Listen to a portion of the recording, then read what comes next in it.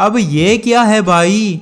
अब यहाँ पर क्या श्रीवल्ली इस नदी का पानी रुको जरा, सबर करो। तो भाई लोग, क्या हालचाल है तुम्हारे? एक और नई कमाल की वीडियो में आप सभी का बहुत बहुत स्वागत है। तो चलो बिना टाइम वेस्ट किए वीडियो को शुरू करते हैं। चलो भाई, देखो अब मैं क्या करता हूँ। पुष्पा मूवी शुरू होती है और कुछ देर बाद ये सीन आता है जहाँ पर पुष्पा को पकड़ने के लिए उसके पीछे 2 बाइक और 2 जिप्सी लगी होती है। लेकिन जैसे ही सीन को थोड़ा सा चेंज किया जाता है तो वो 2 बाइक 3 हो जाती है। अब भाई ये कैसे हो सकता है यार? अब उन 2 बाइक्स में से कोई एक बाइक प्रेग्नेंट थी क्या? वरना ये तीसरी बाइक कहाँ से आ सकती है? और जब फिर ये लोग पुष्पा को पकड़ लेते हैं तो यहाँ पर तो 2 बाइक और 2 जिप्सी ही पहुँचती है, तो वो तीसरी बाइक कहाँ पर गायब हो गई? मतलब जादू।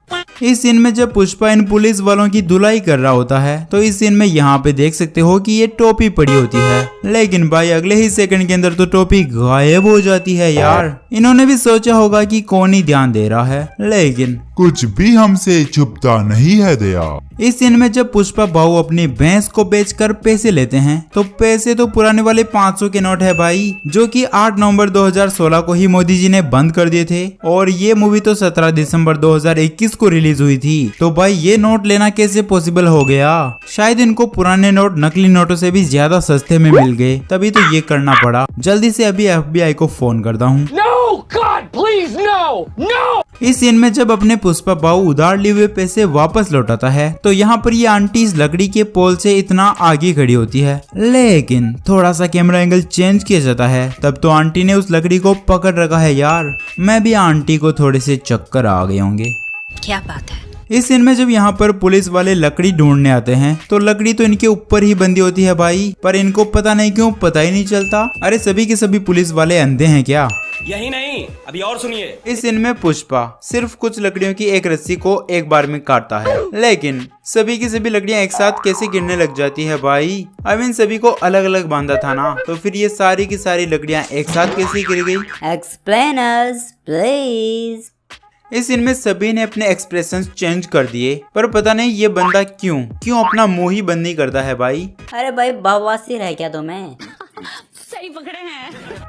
इस सीन में जब पुष्पा इस पत्थर को लात मारता है तो वो एक साइड जाना था ना, लेकिन वो तो उछलकर पुष्पा भाई के हाथ में आ जाता है भाई। अब ये पत्थर है या फिर थोर का म्यूनियर जो अपने आप हाथ में आ जाता है? ओ भाई जनता जवाब चाहती है, जल्दी से जवाब दो। और जब पुष्पा ने पहला पत्थर फेंका था तब पीछे कोई पत्थर नहीं था, लेकिन इसी सीन को थोड़ी देर बाद फिर से दिखाया जाता है तो यहाँ तो पीछे ढेर सारे पत्थर पता नहीं कहाँ से आ जाते हैं रे बाबा। मतलब जादू। इस सीन में पुलिस वाले पुष्पा का पीछा कर ही रहे होते हैं, मतलब थोड़ा सा ही आगे होता है पुष्पा और उसके पीछे पुलिस वाले होते हैं। तभी पुष्पा बस 5 सेकंड के अंदर ट्रक को कहीं गायब करके फिर से इनके सामने आ जाता है। तो यहाँ पर कॉमन सेंस की बात है कि ट्रक यहीं पर कहीं आसपास होगा या फिर पुष्पा ने कहीं आसपास छुपाया होगा, लेकिन पुलिस वाले तो ट्रक को ढूंढते ही नहीं है भाई। अब ये कैसे पुलिस वाले हैं यार? कौन है ये लोग? कहाँ से आते हैं? चूतिया हूँ। और जैसे ही पुष्पा कहता है कि थाने चल के बात करते हैं तो सभी के सभी उसकी बात मान के उसको लेके थाने चले जाते हैं। अरे भाई वहाँ पर जाके भी तो ट्रक के बारे में ही पूछोगे, तो यहाँ पर भी पता कर लो ना, अपना दिमाग यूज करो ना यार। नहीं। इस सीन में जब छोटा पुष्पा अपना नाम बता रहा होता है तब ये भाई साहब बुलेट लेके आते हैं और मास्टर जी को नाम लिखने से पहले ही रोक देते हैं। अब ये भाई साहब अंतर्यामी है क्या भाई, जो बाइक से उतरने से पहले ही इसको पता चल गया कि अंदर पुष्पा क्या बोल रहा है? अब ये कैसे पॉसिबल है भाई? Explain us, please. इस सीन में पुलिस स्टेशन सामने है, लेकिन इतना सा लेकर आने के लिए ये पुष्पा को बाइक पर बिठा के लेके आते हैं। अरे भाई सभी कैदियों के साथ ऐसा ही करते हो क्या, या फिर पुष्पा में ही कुछ खास बात थी?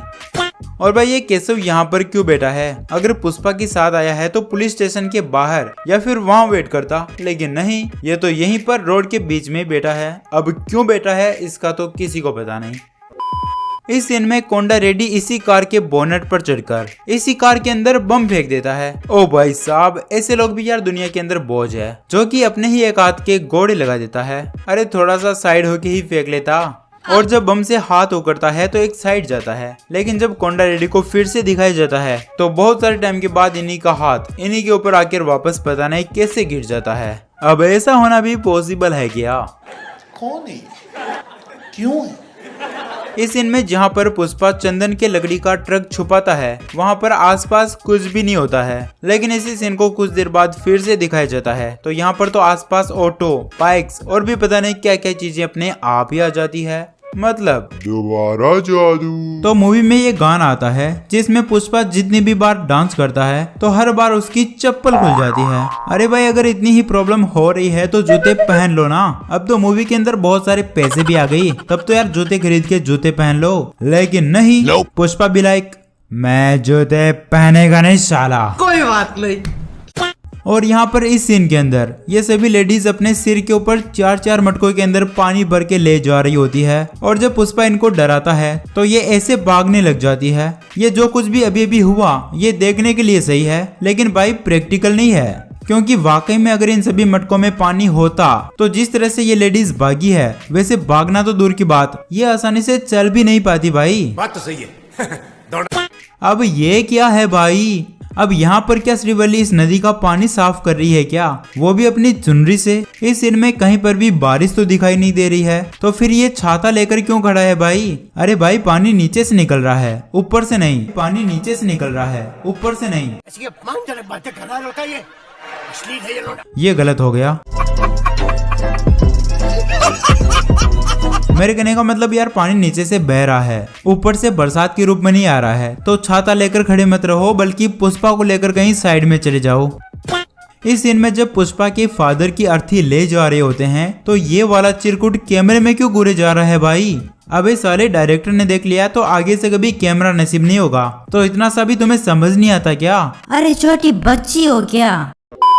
इस सीन में जब ये भाई साहब पुष्पा के गले से चेन को तोड़कर लेते हैं तो आधी चेन गले के अंदर ही रह जाती है जो कि साफ दिखाई दे रही है, लेकिन भाई जैसे ही कैमरा एंगल चेंज होता है तो अगले सीन में तो चेन तो गायब हो जाती है, जबकि पहले तो आधी चेन दिखाई दे रही थी। मतलब जादू। इस सीन में जब पुष्पा फोन पर बात कर रहा होता है तब ये चिरकुट उसे मारने आता है, वो भी बंदूक लेके। लेकिन यहाँ पर ट्विस्ट ये है कि वो बंदूक चला के नहीं मारता है बल्कि बंदूक को लकड़ी की तरह यूज करके पुष्पा को मारने आता है। अबे साले बंदूक है तो बंदूक चला लो ना। ये तो वही बात हो गई कि अगर भिखारी को सोने का कटोरा दोगे तो भी वो भीख ही मांगेगा, उसी तरह इनको बस पिटना है तो पुष्पा के हाथ से पिटना ही है, भले ही कुछ भी हो जाओ। अब पुष्पा यहाँ पर इन सभी की पिटाई कर रहा है और यहाँ पे ये चचा का अखबार फट जाता है, वो भी हवा से। लेकिन भाई एक बात समझ नहीं आई कि यार पुष्पा तो सभी को पीट रहा है ना, तो फिर इतनी हवा कहाँ से आ गई? मेरे कहने का मतलब पुष्पा क्या वहाँ पे पार थोड़ी मार रहा है कि इतनी तेज हवा आई कि चचा का अखबार फट गया? मतलब कुछ भी। इस सीन में जब पुष्पा जोली रेड्डी को मारने के लिए भाग कर आता है बहुत ही तेज स्पीड में, तब यहाँ पे इस टेबल पे ये दोनों बोतल लेफ्ट साइड में पड़ी होती है, लेकिन जैसे ही पुष्पा दौड़ कर आता है और टेबल पर पैर रखता है तो दोनों ही बोतल राइट साइड में चली जाती है भाई। और यहाँ पे देख सकते हो कि ये गिर रही है, ऑलमोस्ट गिर जाती है। और जैसे ही पुष्पा जोली रेड्डी को गिराकर वापस सही बिठाता है तो वो बोतल तो वापस टेबल पर कैसे आ जाती है भाई, जबकि 1 सेकंड के पहले वो तो गिर गई थी। Explainers please. और जब पुष्पा जोली रेड्डी की पिटाई कर रहा होता है तो वो श्रीवल्ली को अपने साथ पकड़ के जकड़ के क्यों जोली रेड्डी की पिटाई कर रहा है भाई? I mean, श्रीवल्ली को तो कहीं बिठा दे यार, फिर कर ले अपनी फाइट। लेकिन नहीं, उसको भी साथ में पकड़ के ही पिटाई करनी है। बड़ी मुश्किल से जो मिली है लड़की। बात तो सही है। और फिर आता है ये गाना जहाँ पर श्रीवल्ली भी पुष्पा की तरह इशारे करने लग जाती है, जैसे पुष्पा करता है ना मैं झुकेगा नहीं साला, वैसे ही श्रीवल्ली भी यहाँ पे इशारे कर रही है। मतलब ये भी अब झुकेगी नहीं क्या? और झुकेगी नहीं तब तो फिर अबे गलत मत सोचो यार, मेरे कहने का मतलब झुकेगी नहीं तो झाड़ू पोछा और दूसरा काम कैसे करेगी? हाँ वही सोच रहा था मैं तो। तुम सभी यार गलत बहुत सोचते हो। बेशर्मो शर्म करो शर्म। यहाँ पर ये काम वाली बताती है उस दिन भी हमने सुना तुम लोग बोल रहे थे ना पुष्पा ने जॉली रेड्डी को मारा, वही वाली बात मैं और कोंडा भैया बाहर से सब सुन रहे थे। अबे पागल औरत, अगर तुझे ये बात पता थी और बतानी ही थी तो पहले नहीं बता सकती थी क्या? कम से कम पुष्पा को तो यार जीने के लिए कम स्ट्रगल करना पड़ता, लेकिन नहीं। कौन है ये लोग? चूतिया हूँ।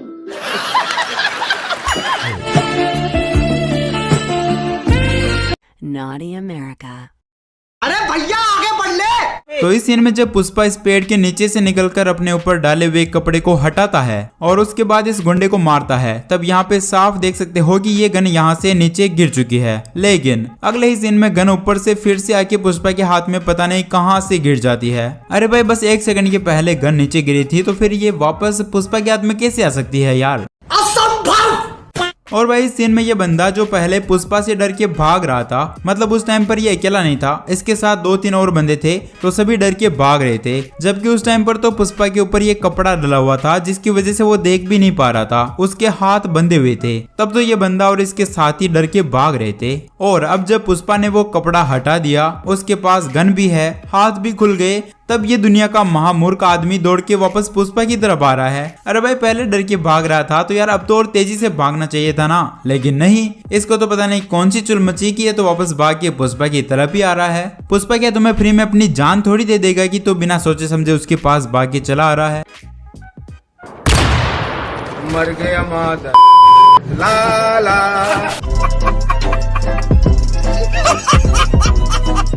और भाई इस सीन में तो यार यहाँ पे हद ही हो गई। मतलब ये बंदा तलवार लेके जक्का रेड्डी को बस मारने ही वाला होता है, तभी पुष्पा इसको एक कपड़े के टुकड़े से ही धो देता है भाई। मतलब कोई फर्क नहीं पड़ता कि अगले वाले के पास तलवार है या कुछ भी, अपना भाई है सबसे अलग। मैं इसको कपड़े से ही हैंडल कर लेगा साला।